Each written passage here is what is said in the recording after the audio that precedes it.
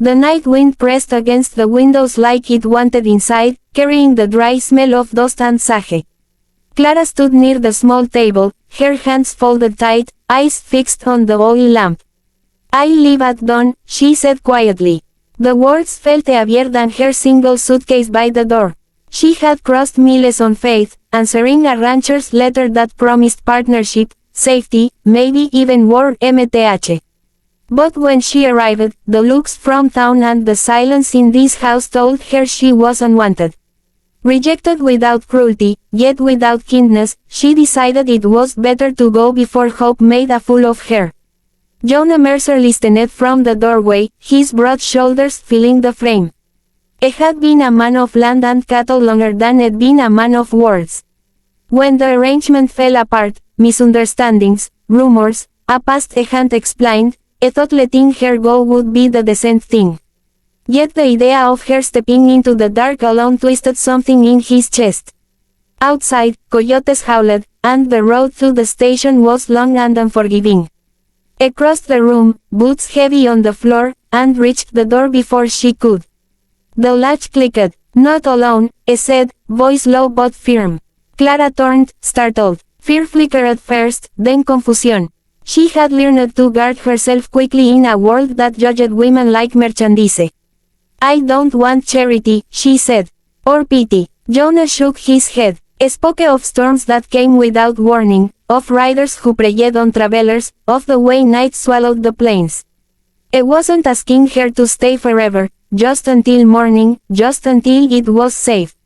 His eyes held something else too, regret. He admitted he'd let gossip speak louder than his own judgment.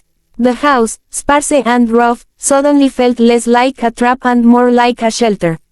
They sat across from each other as the lamp burned low. Jonah poured coffee, his hands steady, and told her about the ranch, about the loneliness that had driven him to write that letter in the first place. Clara listened, sharing pieces of her own story, loss, resilience, the courage it took to hope again. The air softened between them. Silence returned, but it was no longer sharp. When a gust rattled the door, Jonah stood and checked the bar, making sure it was secure. Not to keep her in, but to keep the night out. As dawn crept closer, pale light traced the edges of the room. Clara watched Jonah open the door at last, revealing a quiet, harmless morning.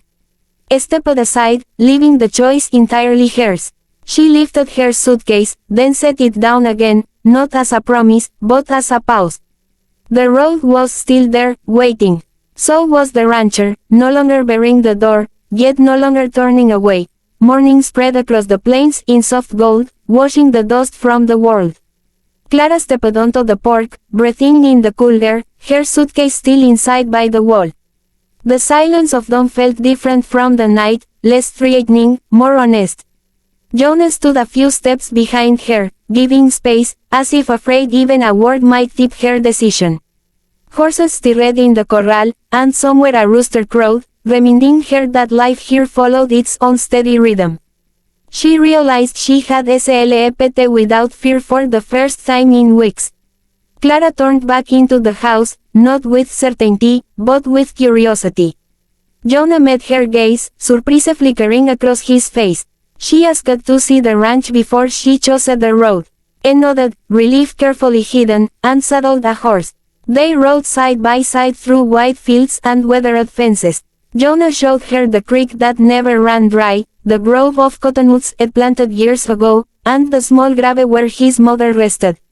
He spoke of responsibility, of land that demanded patience and care. Clara saw a man shaped by work and loss, not cruelty.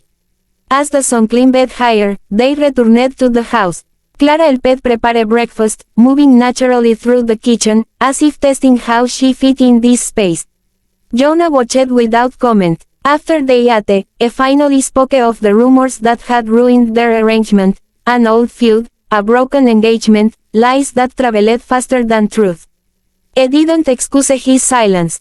He owned it. Clara listened, weighing his honesty against the ache of past disappointments. Trust, she knew, wasn't born in a single night, it was built in small, brave moments like this one. By midday, a rider passed on the distant road, a reminder that the world beyond the ranch still pulled at her. Clara picked up her suitcase and carried it to the door. Jonah didn't stop her. He thanked her for staying the night and for hurrying him out. The absence of pressure steadied her more than any plea could have. She stepped onto the porch, then paused. "I won't promise forever," she said, voice clear. "But I'll stay and see what we can make of today." Jonah nodded, a quiet smile breaking through, respectful and hopeful. That evening, as the sun dipped low, they worked together mending a fence, hands brushing by accident, neither pulling away. The ranch didn't feel like a sentence anymore, it felt like a beginning. Clara unpacked her suitcase at last, placing her few belongings in the empty drawers. Outside, the plains stretched wide and open, no longer a threat but an invitation. She hadn't been barred from leaving, she had been offered a reason to stay.